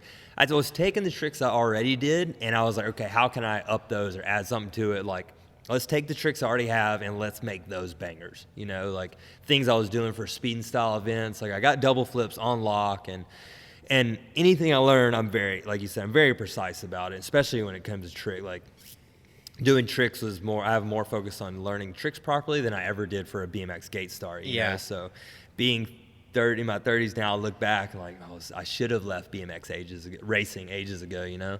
And because there was so much focus and determination and just commitment to this. And I'm like, this is what everyone's been telling me all these years. Yeah, that's how people are working at the BMX race exactly, thing, like and you're everybody. trying to compete with them. Yeah, Connor being a gold medalist and like Corbin and Nick, everybody, they only care about BMX racing, you know? So, and you've so never I been able get to it relate now. to that. Yeah, I can never relate. Sam Willoughby is like prime example. Like so much of it, he's just a robot, you know? Like, but you know, we looked at it like he's just like, does he even have fun riding his bike, you know? And it's the typical like parents being able to tell you, if I could go back to your time type thing. But yeah, I could never relate on that level. Like I enjoyed riding, but I didn't enjoy what you're doing. How do you enjoy all this training, you know, like to be the best? Like, yeah, we want to be good, but man, I can't put in that work to be good because that doesn't look fun to me, you know? Because it was trying to be good for a goal that I didn't actually have or a passion I didn't actually have. So now this happened and it was like literally clicking in my head like this is it. Like this is the Sam Willoughby. This is what he puts into it and all these other amazing athletes. And so I put all that into tricks now. So double flips, for example, like I know everything is going on at the same time. I see the first one, I come around, I'm pretty confident about them everywhere. So every trick was the same way. Like once I get it, I'll have a bad habit. I'll usually rush it. And maybe it's because I'm older, but I'll rush the trick for the first attempt or something. I'll crash because I just want to get the tail up around or make sure I hit the ground on the right side. And so now everything, like seeing a 3-whip or seeing a flip whip, like everything is in this such a tunnel vision moment, you know? And so I thought, okay, cool, I'm doing flip whips, I'm doing 3-whips, or I'm doing double flips. How can I can do double flip, and what if we just do a 3-flip, cork 7, you know, or some people call them 3 flips. And I was like, all right, cool, I'll learn cork 7s, I'll figure that out. Okay, I do 3 whips. Like, okay, Kevin Peraza he's like one of the most stylish riders. He does sick 3-whip to tables, and he won Austin X Games and that. So let's do 3-whip to table, second jump. I'm doing tail whips. Okay, I need to learn double tail whips. So the little step up into the turn, I'll double tail whip that. But I don't do double tail whips, you know? Yeah, but so hey, I got a couple weeks to figure it out, you know? And then you got the shark fin. I'm like, man, I really need to trick that shark fin. No, people were tail whipping out of it. People were like 3ing out of it. Or Kevin was like 270. I'm like, I got to flip out of that shark fin. Like that's my goal, you know. So and no one's doing it. And I mean, you got the best of the best BMX dirt guys here, you know. So I need to anything I can do, I need to make happen. And then you got the last jump. So I can manage the flip out of the shark fin. Got the cork 7s dialed, so I'll do that on the last jump. I do double flips good. The first jump's the biggest. I'll double flip that. So really only had to work in those 2 jumps. You know? So all right, let's just do 3-whip, table, and then just double whip. You know, so I went through those tricks, and I would go in the yard, and Kelsey would be filming. I was like, all right, cool. I'm gonna run through the motions. I would drop in, double flip. I would drop in, 3 table. Drop in, double whip. Drop in. At the time, I think I had the shark fin. I wasn't sure. I think they had the 3D drawing actually a berm and a straight jump. Yeah. So I think I had like just some other. It might have been a flip whip or something. So I would go, all right, a flip whip. Last jump, cork 7. I would do all 5 jumps, go back to roll in, do them all again. She would film every one of them. I would watch every one of them, and until I figured them all out, just trying to do it for myself. And got to practice. Double flip the first jump, and I did everything on the jumps. I flipped out of the shark. Oh yeah, so there was a shark fin. So like, shit, what am I going to do there? I got to flip it. So I flipped it, and I had no idea how to do it. So I'm like, well, maybe I'll just pop my hips like a flare. So I'll just do a flare out of the shark fin. Literally landed 180, like almost 180 on the landing. Rocked my head. One of my shoes fell off, and but I got it. Like, cool, we got it. Like, don't send my hips. and I'll be fine. So went to the corner of the shark fin. I want like And just people roll to know back. too, like when you're learning these tricks, a lot of times people think, it's just crazy kid trying to learn something and just hucking themselves, but Yeah. it's pretty calculated, right? Like Absolutely, you're looking at yeah. like, okay, my head needs to look here, my eyes need to go here, my hip needs to turn this way. Yeah, exactly. And my buddy Ben Wallace was so good. If I didn't have him, I would have a lot harder time learning Yeah. those cork sevens because he was But he's walking you through basically the whole motion. Exactly. So he comes off the lip and say we're at Woodward Inn at warehouse like this, their foam pit or their airbag. He goes, all right, when I come off the lip, I roll back in a flip and I push my feet towards that end of the roof. But as I roll back, I push my feet, roll back, and then I push my hip up in the air. And no, I'm sorry, that's what it was. So I went and did that. Like, I'll try to push, and I would come in like looping out.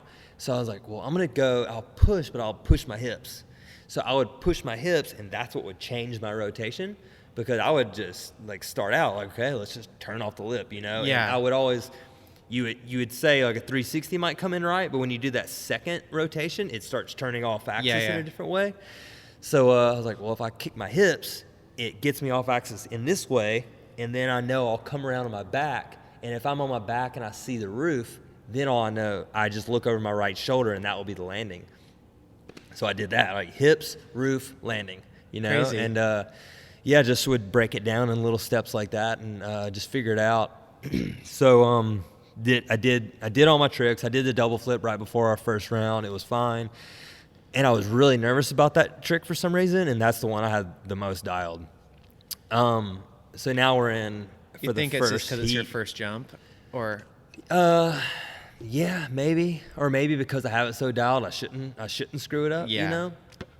Like putting that pressure on yourself, like a BMX, like the old BMX days yeah, again? Huh? exactly. And honestly, BMX games was I went back to those years because it was like, holy, I'm at a different stage. Yeah. Like it's I don't have to. It's not me getting a gate start right now. But one of my biggest things there was the rolling was really steep and really close to the first jump. And just having multiple knee surgeries in the past, that it was a real quick transition at the bottom, and you had to really set up to the jump. And being having that natural ability to pump, I would pump the roll in On accident, really almost, huh? but it would be a lot harder than the other guys. Like someone like Peraza, for example, brakeless. He was actually on the back of the roll in, pedals, hops in, and was taking a pedal down the roll in, and then flipping or whatever, I was starting in front of the platform, like they're all off to the side. I would have to wait till, once my turn came up, I would be in the way because I had to start here because I couldn't naturally go through the transition without pumping. Yeah. So I had to be as close as I could because I would just pump a little harder than those guys. And first round went in, nerves, just autopilot kicked in. I pumped that roll in and I felt it immediately. Oh, I pumped too much. Still did the double flip, pulled, spotted, pulled again, and as I spot for the landing, I'm just going past. And I landed halfway down the landing and obviously keep rotating. Yeah. And just looped out, rocked my bell. And this is when it got gnarly. Rocked my bell, got up. I didn't get knocked out, but I got off the course, told her, yep, I'm fine, I'm good. And couldn't remember. I knew I was at X Games. I knew I just wrecked. Didn't really know we were doing qualifying, and I had no idea what my run was meant to be.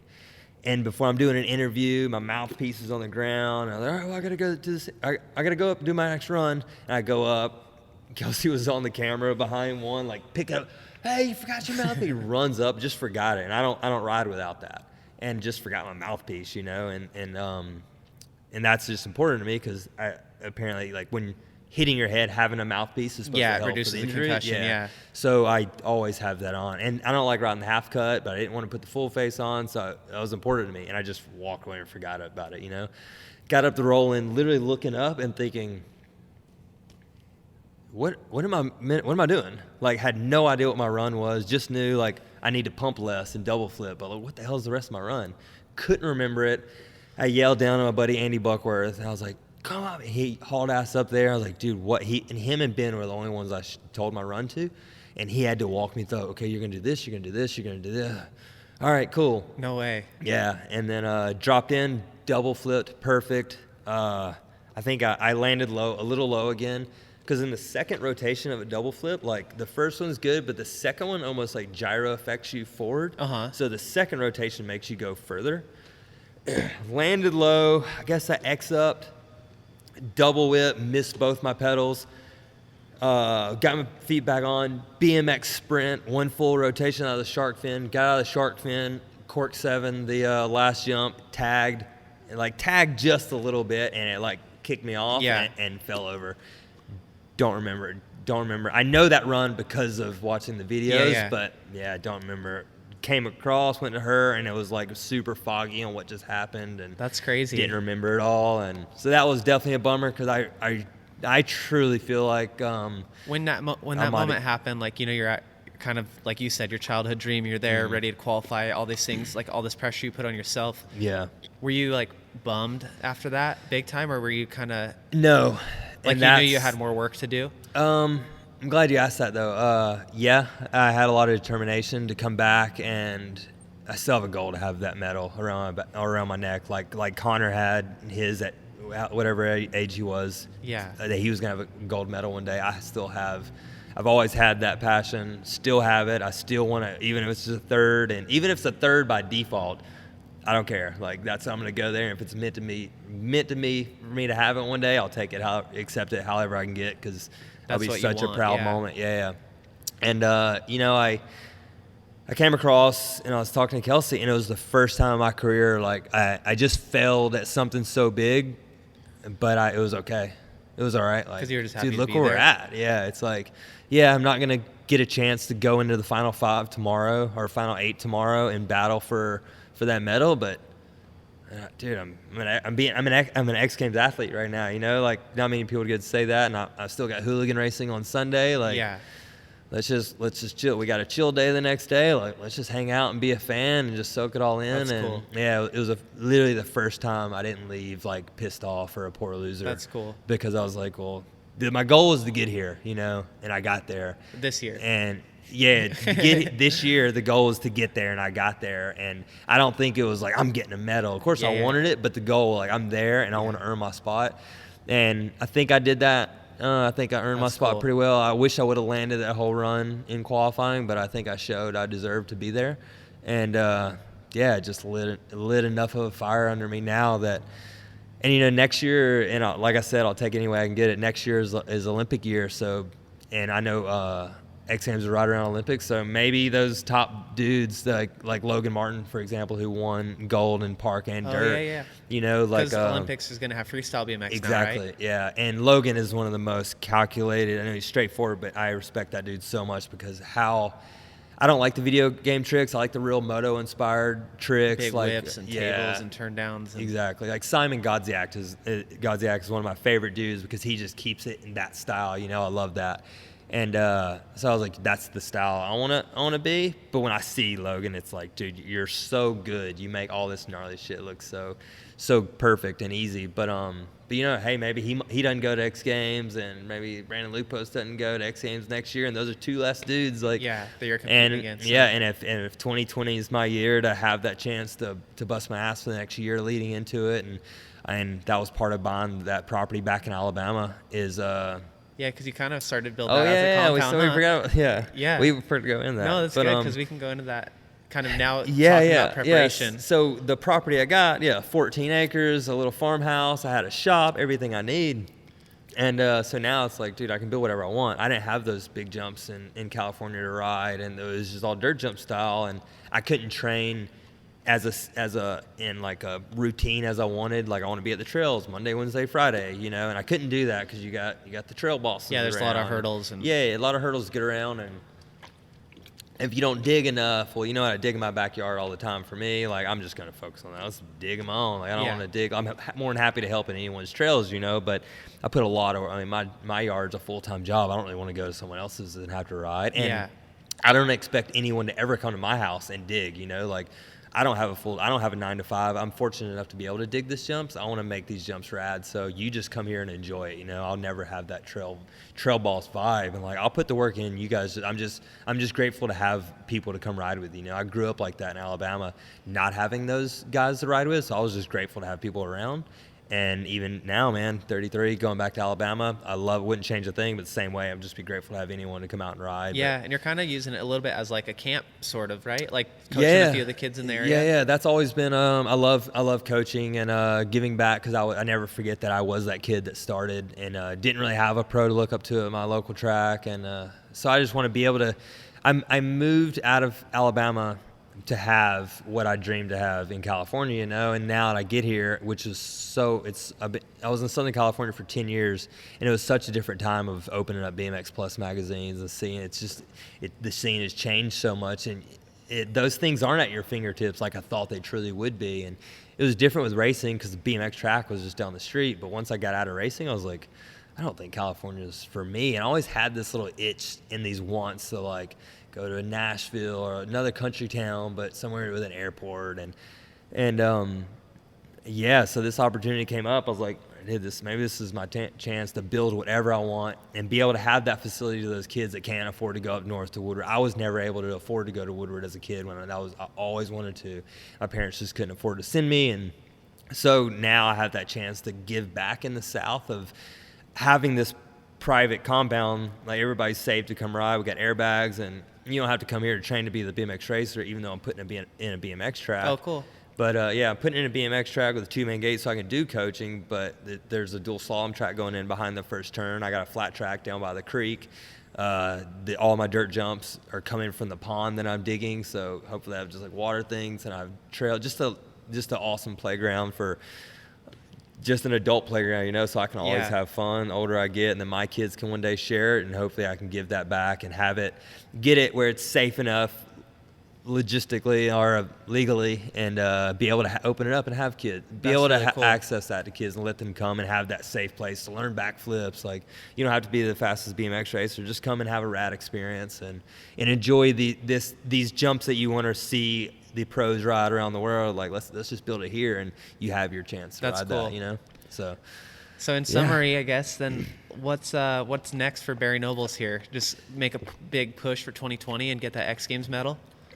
Yeah, honestly, 2020. But I mean, at the end of the day, you know, like, I love the mountain bike. Like, I love riding the bigger wheels, and me being a short guy, I love the 26. I don't get on my 27 too often, but I just got an awesome partnership with Haro Bikes. I've literally been trying to ride for Haro since 2008.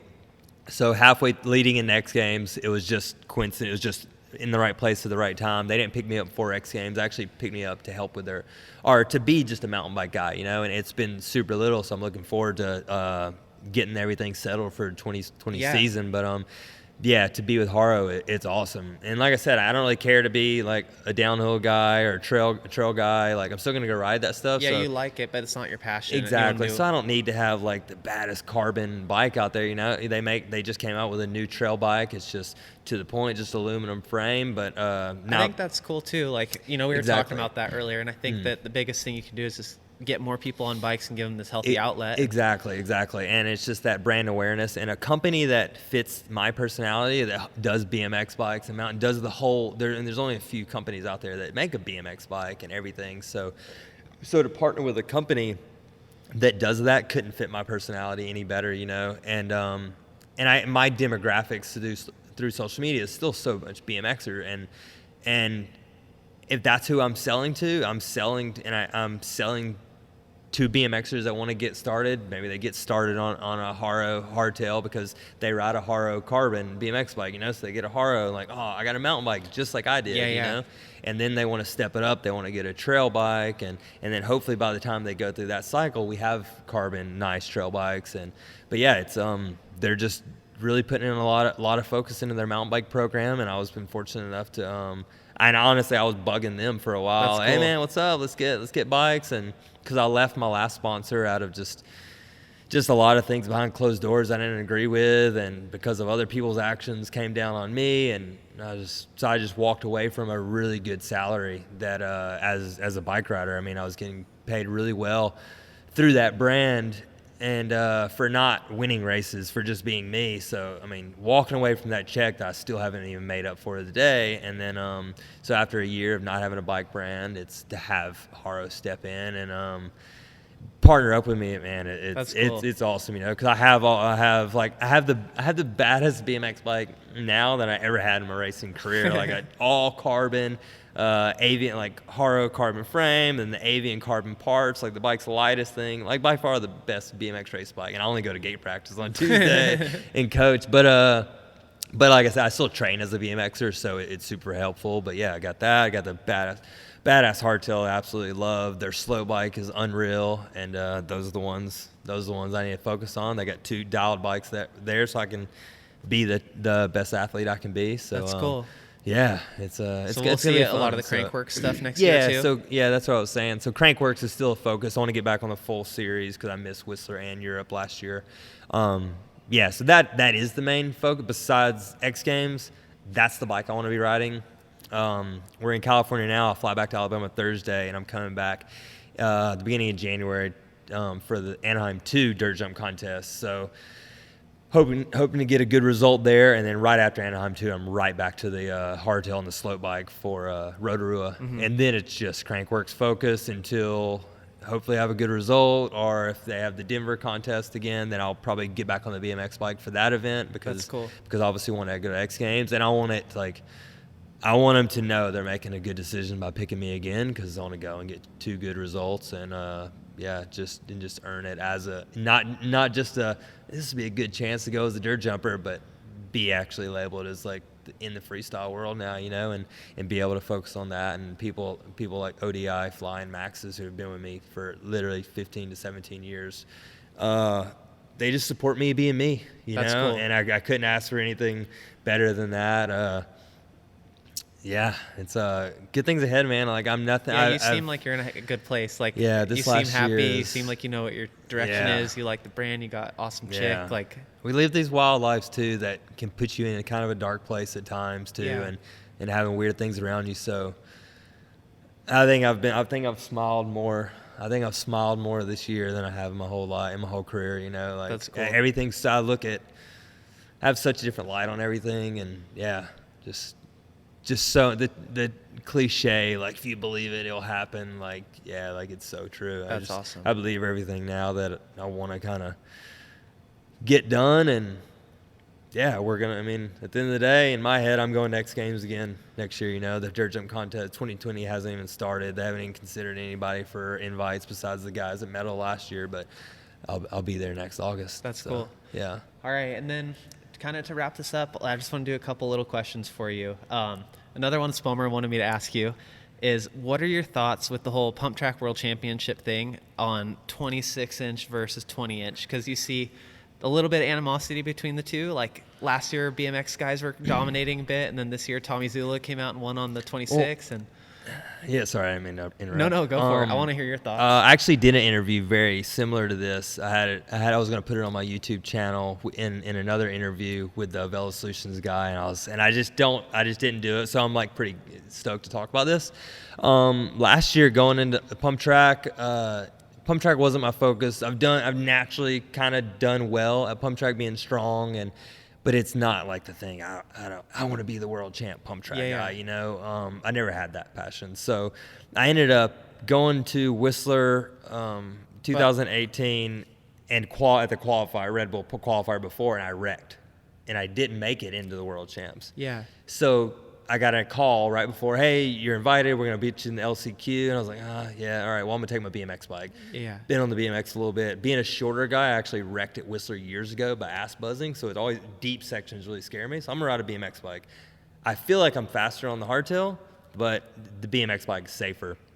And there was a lot of talk, I know one of the female riders who should have been, was the face of this in the beginning, didn't show up and didn't agree with the classes being split. And I couldn't think that's more wrong way to think, you know. I mean, everyone has the ability to ride a BMX, ride their mountain bike, you know, it might be like a price, you can't afford another bike, whatever. You have the ability to ride either bike, you know. So, but one bike you're going to choose to be more comfortable on. Kyle might get on a BMX and think, oh, this is way too twitchy. I feel comfortable. Well, I might get on hardtail, like, oh, I'm ass buzzing a little bit, you know. Yeah. So it's just what people find themselves comfortable in. And I had a little. I like to speak open-minded at times, so I did a little post on Instagram about some things and qualifying into the race. The top 10, 5 hardtail guys, 5 BMX guys. Oh, I'm really? Like, well, yeah, that was in Arkansas, and the podium ended up being myself and 2 other BMXers, and David Graff, who's like a world-class BMX racer. This guy Eddie. Sorry, Eddie, I don't remember your name at the moment, your last name, but another young French up-and-comer, shredder, super skillful, strong kid. And so at the end of the day, it was 3 strong BMXers got on the podium, you know. And that was head-to-head racing, so I'd say it was a little different this year. Yeah, a little bit different mentality, too, from the mountain biker side. But exactly. And I told myself going into that, like, it wasn't a goal, but I'm like, okay, I'm here. It's a world championship. It wasn't the rainbow jersey at the time, but it's a world title. They're calling it a world championship, so cool, we're here to win, you know. So I went out there, laid it down, ended up getting 3rd, and it was qualified. I mean, I knew I was prepped to win, and I told myself, if I win this on a BMX, next year I'm going to come back and try to win it on a hardtail. Yeah, to kind of prove a point. Yeah, to be that guy to prove a point. And so BMXers won. So now fast forward a year, I didn't do any of them. I ended up going to North Carolina last minute for a Velo Solutions race, and I was so worried about, all I wanted to do was be the only one to hit 19 seconds. And I was on the fence. If I win this race, I didn't really want to go to Switzerland. I didn't want to leave the country at the time. I was in a new house. Yeah. I just didn't want to go to Europe. No, you're good. I was just thinking on this part, just on these wrap-up questions, just like, oh yeah, I forgot. It was the just last one. your we want to know like what your thoughts are on Yeah, the whole sorry. thing. I just ran. No, you're good. You can cut all that out. You're good. No, Okay. I'm just curious. Like Spomer wanted to know, basically, you know, you have the 20-inch and 26 at these events. People were talking shit. People were saying, "Oh man, this is supposed to be a mountain bike event for whatever reason," and then you have some guys saying, "Oh, it's gonna be a BMX event." Like, yeah. So yeah, everybody was saying it's mountain bike, BMX. Like I said, it's whatever you're comfortable on. You know, you show up on whatever you want. So I don't know where it's pump track. You know, I don't know where anyone got it's mountain bike, it's BMX. Like, dude, we're on 2 wheels. We're just all having a good time, whatever we feel comfortable on. And it's weird because like if you look at the history of it, it's almost like rhythm sections have been in BMX forever. Right. Yeah. And then you look at the first like real kind of pump tracks got a lot of publicity were like Mark Weir's pump track in Novato, like mountain biker guy. Yeah. Because they put turns in it. It's like, oh, let's just link rhythm sections together. And then it's weird that there's like a sense of ownership, 26 and 20. Yeah. I mean, it's like I said earlier, like we are naturally stronger, you know, like you're going to be more fit than I am. I'm going to be stronger than you are. It's just, it's what our bodies have developed over the years, being athletes. And we're just really strong. It's a rhythm section, you know. So BMXers are strong. So it's almost not even the wheel size that matters. It's just the person on the bike. Exactly. Right? So, and I think the people that do argue, they just know the truth. A lot of mountain bikers don't like BMXers, you know, and a lot of little dickhead BMXers make it a point, like, show, oh, that's why mountain bikers don't like us. Thanks, bud. You know, there's a lot of guys that come into Crankworks that do it. Another BMXer, me being one of them, like, damn it, man, you're the kid that's going to make us look bad. Yeah, you know? Totally. So like just a random kid winning. I think it's a lot of that. But a wild child, Tommy Zula, man, I couldn't have been more proud of him for winning on a hardtail, because he won. BMXer won last year. Tommy came in and he won on a hardtail this year, and that's awesome. I'm more proud. I've known Tommy since he was a little punk at 10 years old, like. Man, he was such a little shithead, and so I've known the kid forever, and he always blows it a lot at BMX races. I've been there through his arguments or his blow ups at races, and Tommy knows I love him, so it's okay, I can say it. But he's just a hothead, and I was like, well, Tommy was there. I knew he could win. I knew he had the ability. Yeah, he has the talent. He just maybe not the mental side, and he won Whistler, Crankworks. I knew he had it in him, and it was him holding it together through the end was gonna make me wonder. But once I saw it was like single lap time trials, not head to head. I kind of knew, I had a gut feeling like Domi's gonna win this. Like David, who won last year, wasn't there. Oh, I think he was there, but I just saw qualifying. I was like, dude, he might win this. Yeah. And he held it together, and dude, he did it on a hardtail. Like, sweet. So okay, so next year, hope another BMXer wins it, and I hope the year after that a hardtail guy wins it. You cool. know, and I hope I'm one of them at the point. But that's cool. Yeah, I would love to win it on a BMX one day and win it on a hardtail one day. But I just think it's people that just bitter, and they just can't accept it. Like, we ride, dude. Like you guys kill it in flat turns. They want to take away the gate start, so we can't have a good gate and dual slalom. But yet we might be better at the gate start. But you're gonna kill me in a flat turn. Yeah. It all evens out. So mountain bikers got good turning. We got pump tracks. Yeah, you know. it's funny. So yeah, but it's older we get, the shit talking is always kind of good anyways, so it would suck if it left. I figured couldn't ask a better person really, because you split so much time between both. Yeah. But another kind of last question I want to ask you is, do you have any words for kids that want to try to make a living riding bikes, or do you say, what would your advice be for a little kid? His dad's pushing to race BMX right now, and he kind of wants to choose another path or something, or. Oh man, the money part's hard. But I truly believe this year, man, the money is hard, but if you just focus on what you want to do, right? Man, or you just focus on your passion, if that's what you want to do, go for it. The money will come, if you're going to put in the effort, someone's going to see it.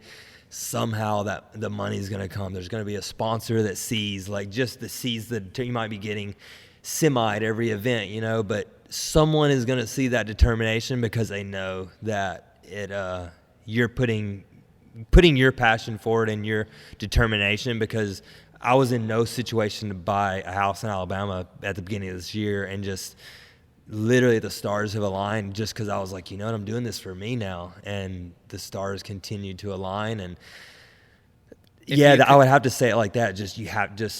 Don't let someone steer you in the wrong direction. Don't say you need to be doing this. Like if you have that urge to go ride that dirt bike, or just do different, just go for that. If you have that urge, do it, and you're gonna find that passion that you want to do. And it took me a long time in my career to find that, and now in my 30s, I'm like, dude, I always knew it was BMX dirt, but I couldn't actually, or I always knew it was freestyle, but I just never accepted it for myself. Do you think it was fear that made you not do that, or do you think it was just people talk?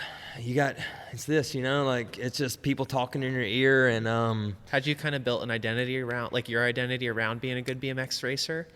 Yeah, but my idols growing up were TJ Lavin, Corey Nastasio, two top dirt jump riders, then Todd Lyons and Robbie Miranda, racers. Robbie did 360s on the track all the time. Todd wanted to do backflips on the track, and I think I've fully followed in their footsteps. Todd asked me to ride for him on SE, my first bike paying sponsor, in 2011. And then the next year I get picked up by DK, who Robbie Miranda rode for. And Robbie Miranda was he was my number one. He is the dude, he don't win all the races, but he kills it on the downhill supercross races, the big gnarly tracks. He 360s, he's those tricks. That's who I want to be. That's the guy. And I think I just followed in those footsteps just because that's who I want to be. So that's why I'm always doing backflips at races. That's what I want to be doing. I don't really care to be racing. I like racing. I have the competitive edge. I can go race dual slalom in battle.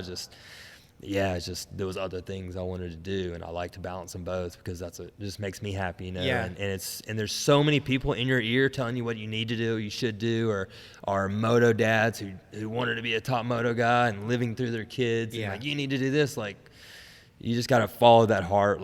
His cliche as that sounds, it's so true, man. You have to follow what you want to do, and if sponsors don't carry on with you, then they weren't good sponsors to carry with you anyways. They didn't deserve you, having those sponsors. Yep, cool, we support you doing that too, because we see the determination that you're doing for it, and the making a living.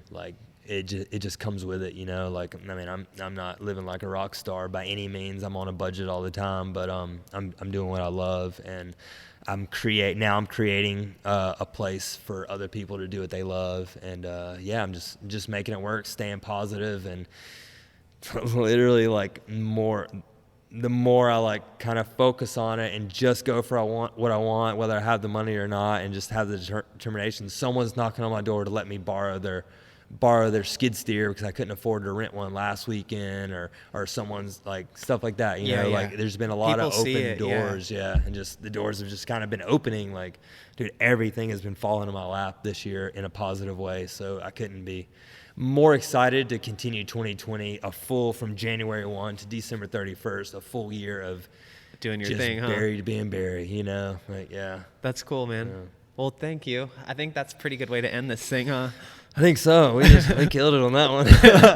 Cool. Thanks so much, Barry. I really appreciate you. And do you want to shout out anyone for sign off?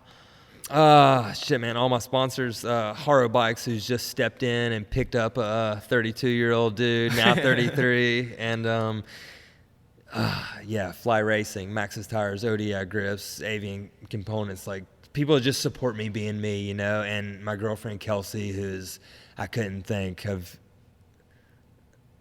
the amount of love I've learned that someone could share is like such like a Can't make me choke up again. Yeah, man, it just feels good, man. I got an awesome circle around me, and my parents, and for going out of their way to drive to California to help me load up and drive back, and because I just randomly like, let's buy this house, like let's make it work. You know, I don't need to be buying a house right now, but hey, we'll figure it out. You know, like.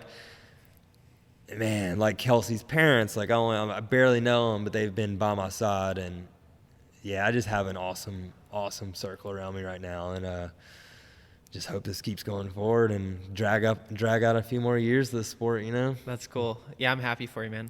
Thank you. I appreciate it. Well, cool. Thanks for your time, and I hope you guys enjoyed listening, and talk to you next time. Sounds good. Later, guys.